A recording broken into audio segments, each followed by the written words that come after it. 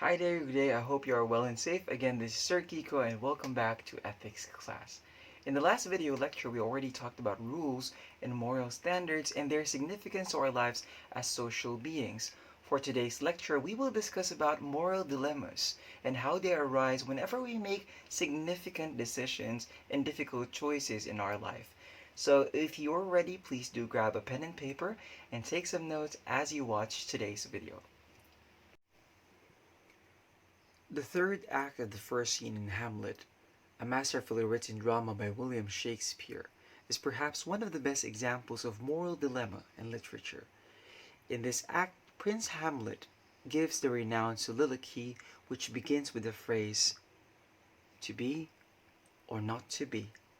That is the question," as he ponders upon death and suicide while he bemoans the pains and sufferings that he has to endure in life. Though we are not here to discuss entirely about the morality of Hamlet, this example would make us realize how an individual gets torn between two conflicting moral choices whenever he faces a moral dilemma. A dilemma refers to a situation in which a tough choice has to be made between two or more options, especially more or less equally desirable ones. However, not all dilemmas are considered moral dilemmas. A moral dilemma pertains to a situation in which a difficult choice has to be made between two or more courses of actions, either which entails transgressing a moral principle. At the very least, then, a moral dilemma involves conflicts between moral requirements. Now let's take a look at an example of a moral dilemma. To pay or not to pay? That is the question. The online Stanford Encyclopedia of Philosophy, in its discussion of moral dilemma, provides us with an example from Book 1 of Plato's Republic, where this question is given ethical consideration by Plato's mentor Socrates. In the Republic, Cephalus defines justice as speaking the truth in paying one's debts. Socrates quickly refutes this account by suggesting that it would be wrong to repay certain debts. For example, to return a borrowed weapon to a friend who is not in his right mind. Socrates' point is not that repaying debts is without moral import. Rather, he wants to show that it is not always right to repay one's debts, at least not exactly when the one to whom the debt is owed demands repayment.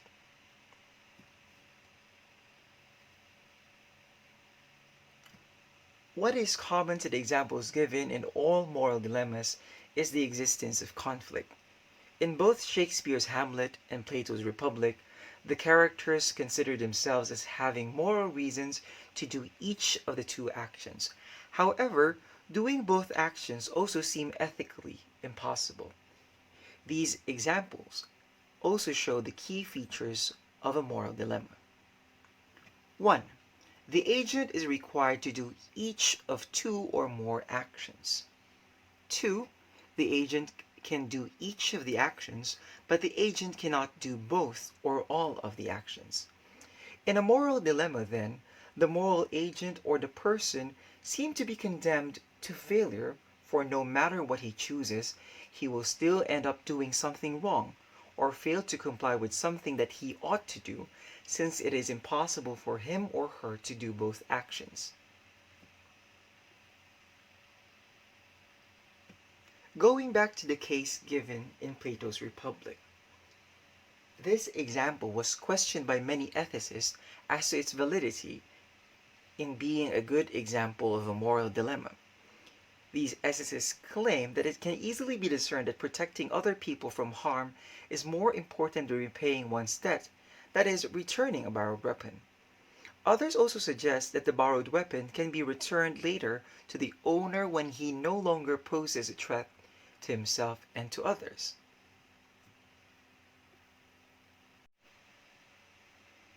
Looking at the example given by Plato, the moral requirement to protect others from serious harm overrides the ethical requirement to repay one's debts by returning a borrowed item even when its owner so demands. Some ethicists then propose that when one conflicting moral requirement overrides the other, the case is not a genuine moral dilemma. Thus, they found it necessary to add an additional feature to a moral dilemma. Aside from the two others mentioned, they believe that for it to be a genuine moral dilemma, neither of the conflicting moral requirements is overridden. Now that we have an idea of what a moral dilemma is, let us determine the three different types of dilemma that we normally face.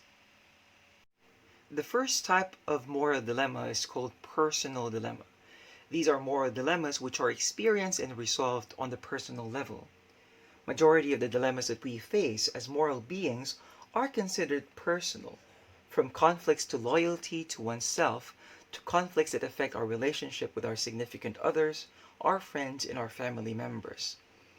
For instance, an expecting father experiences a personal dilemma when he has to choose between the life of his unborn child and the life of his wife.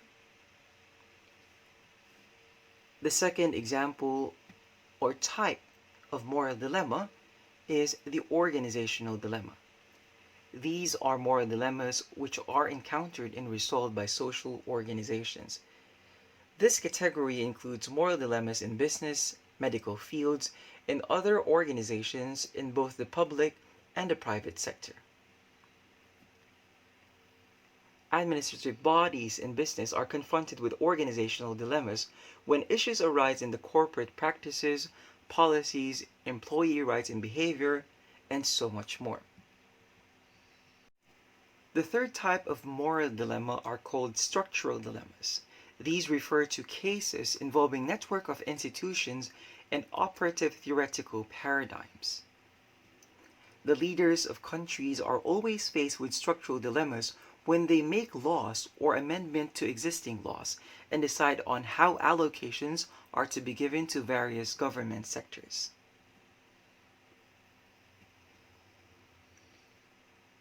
Moral dilemmas, may they be personal, organizational, or structural, demand utmost discernment and consideration for them to be resolved.